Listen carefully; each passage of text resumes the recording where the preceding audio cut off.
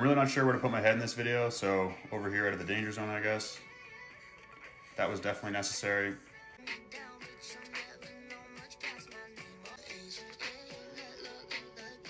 Okay, these exercises all look pretty similar to the seated abduction machine, except they're less stable and less loadable. So the machine is actually going to be a better choice to train that movement. It'll allow you to load the muscle better and target it better, since you don't have to worry about doing a balancing act at the same time, so you can create higher output, which is what makes the muscle grow.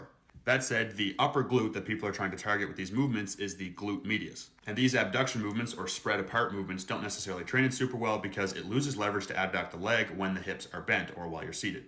So if you're trying to hit the upper glute, I would ditch the weird makeshift movements and just do the machine itself. And then also add in standing cable abductions at around a 45-degree angle or even a little bit more directly out to the side and let your leg cross over the other. Combine that with heavy compounds like hip thrusts, RDLs, and split squats, and you'll be good to go.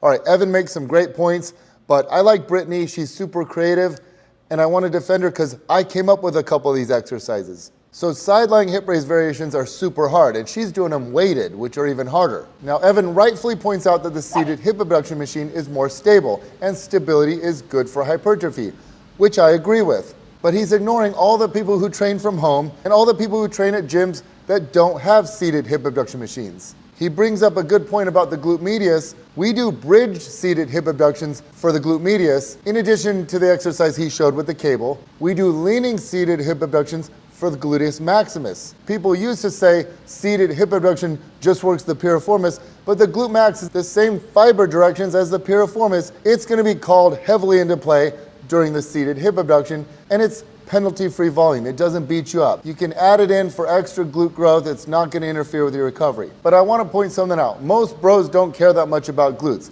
Case in point, what if a woman made a video critiquing a guy doing dumbbell bench press, deficit push-ups, and even barbell bench press and said, bro, save those movements for the circus.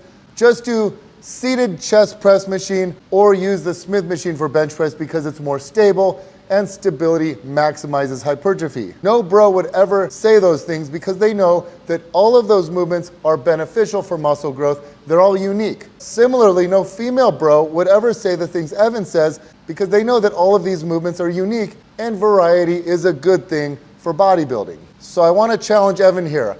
I want to see Evan do 20 reps of side lying hip raises with a smooth tempo and a full range of motion.